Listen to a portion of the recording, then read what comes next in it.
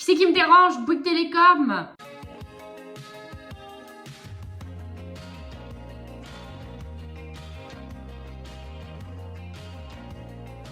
Salut l'équipe, j'espère que ça va bien, mais ça va du feu de Dieu. Cette semaine, on fait écho à une petite vidéo que j'avais trouvée il y a quelques semaines qui s'appelait Bonjour Anxiété. Et aujourd'hui, nous sommes sur Au revoir Anxiété. Puisque quand j'ai compris que je développais de l'anxiété et que c'était ça qui me bouffait un peu au quotidien, j'ai développé des petites techniques pour pouvoir enlever certains stades de l'anxiété et certains poids qui me bouffaient vraiment personnellement et qui étaient vraiment genre à charge contre moi. Si tu ne sais pas ce que c'est que l'anxiété et si tu ne sais pas sur quel point je suis touchée, je te laisse aller voir la précédente vidéo. Elle s'affiche dans le petit i puisque tout est bien fait quand même. Ce qui est très drôle, c'est que je tourne cette vidéo en faisant un peu face à une petite crise d'anxiété. Donc peut-être que ça va me permettre à moi aussi de relativiser, de me calmer et de juste souffler un petit peu. En tout cas, on l'espère, mais tout va bien. No panic, no way, tout est cool. Je vous parlais dans la précédente vidéo d'un point qui me touchait physiquement et qui était les essoufflements. Le fait que quand je faisais pas d'efforts certains, je pouvais être essoufflée. Même des fois juste dans mon lit le soir. Là, je sens que je suis essoufflée aussi et c'est pas de vous parler, c'est vraiment cette anxiété qui me prend au trip. Et en fait, le principal atout, la principale chose à faire, c'est de se rendre compte qu'on est essoufflé parce qu'on est anxieux et pas parce qu'on a monté 3 étages. Parce qu'on ne s'essouffle pas quand on monte 3 étages, stop. Et en fait, il faut s'imposer un rythme et un cycle de respiration. Moi, c'est un cycle que j'ai développé sur d'autres points de l'anxiété dont je vous parlerai juste après, mais qui m'aide dans ces cas-là, c'est 3 secondes d'inspiration, 3 secondes où je bloque ma respiration et 3 secondes où j'expire. Et en fait, ça permet à mon corps de se relancer sur une façon de respirer beaucoup plus lente, beaucoup plus calme et beaucoup plus rythmée. Et en fait, tu te rends compte qu'au bout d'un certain temps, tu fais même plus attention à ces 3 secondes pour pouvoir bien te focus sur la chose. Ça sert beaucoup quand tu es au taf et que tu es en train de partir à droite et à gauche également. En fait, ces exercices de respiration, ils servent à plein de choses du quotidien. Et je vous conseille vachement de les faire parce que ça enlève un poids incroyable. Il est où mon café? Mon café. Je ne sais pas si le café est une bonne chose contre l'anxiété, je pense que non, mais alors ça je suis pas prête à m'en séparer de suite. Cette règle de respiration s'applique à un deuxième point que me touche beaucoup niveau anxiété, c'est les insomnies. Quand je sens que j'arrive pas à m'endormir ou que ça va me faire toute la nuit comme ça, j'emploie exactement ce mode de respiration et je compte dans ma tête en plus pour pouvoir vider ma tête de tout ce qui est à l'intérieur, de tout ce que je réfléchis. Est-ce que j'ai bien fermé la porte? Est-ce que j'aurai assez tout ce mois-ci? Est-ce que j'ai mon train pour demain? Est-ce que j'ai fait ça pour les cours? Est-ce que cette vidéo est montée? Patati patata patata, tout cerveau qui explose comme dans les films. Qui c'est qui me dérange? Bouygues Télécom. La magie de la fibre. Je ne veux pas la fibre. Stop. Et ensuite, j'ai un truc, quand j'éprouve de l'anxiété, ça m'arrive beaucoup au moment des insomnies, c'est que je bouge la jambe. On dirait un lapin. Enfin, moi, je suis comme ça. Et ça m'arrive quand je suis au bar avec les copains, ça m'arrive quand je suis à discussion à table, ça m'arrive tout le temps.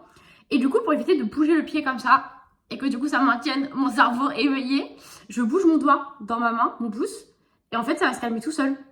Et alors ça, quand au quotidien, vous avez tendance à bouger le pied sous votre table en cours ou quoi que ce soit, bougez votre pouce dans votre main comme ça. C'est vraiment pas une technique utilisée par des scientifiques, hein. C'est vraiment une technique personnelle, Lisa fait que je vous décris. Et genre vraiment, à force, ça va me saouler et je vais m'arrêter toute seule, je vais me calmer toute seule et j'ai plus la jambe qui bouge dans tous les sens. Ça, c'est un bon point. Surtout quand vous dormez à 2, sachez que ça peut être un problème. Et bien là, il n'y a plus de problème. Autre problème que m'amenait l'anxiété, c'était l'anticipation et je dirais même la suranticipation de tous les points dans ma vie et de tout dans ma vie. Les choses importantes, je continue à les anticiper. Je continue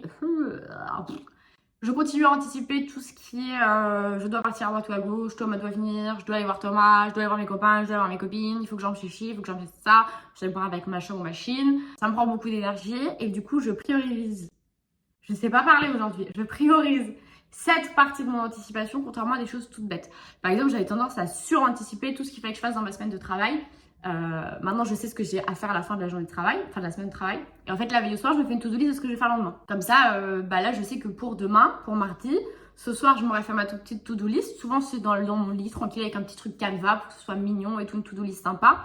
Si tu me suis sur Instagram, tu as peut-être déjà vu ces to-do list apparaître. Je vais le refaire parce que ça me booste en productivité de mettre ma to-do list sur Instagram et voir comment elle évolue. Si tu ne me suis pas sur Instagram, c'est le moment de t'abonner bien évidemment. Ne le dis jamais assez, mais il y a plein de trucs super cool quand même sur Instagram tout le temps. Et donc ça me permet de relativise un peu les choses et tout ce qui n'est pas 100% de mon fait, j'arrête de trop l'anticiper. Je suis en train de faire ça avec le 31 par exemple. Le 31 on le fait chez Thomas avec tous les copains.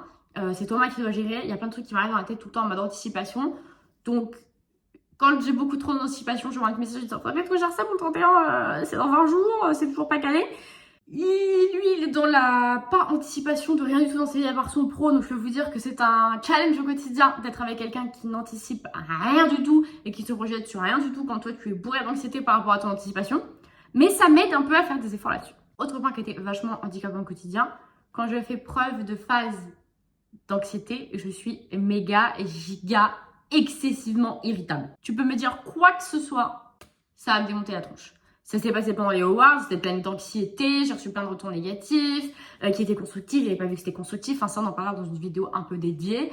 Et forcément, j'ai l'irritabilité qui monte en flèche. Donc quand il se passe quelque chose comme ça, pour éviter de répondre méchamment ou de faire des choses mal, maintenant j'écris tout dans mon téléphone. Même si c'est pas des choses que je vais envoyer à la personne concernée, dans mes notes, il y a tout et je me suis déchargée de tout ce truc un peu négatif, de toute cette irritabilité et je fous tout là-dedans. Parce que j'ai tendance à réfléchir beaucoup et j'ai pas envie que ça m'arrive déjà dans un stade où je travaille. Surtout qu'en plus, je suis à 90% en télétravail, donc forcément, les soucis sont dans la maison, dans le foyer, dans ma tête.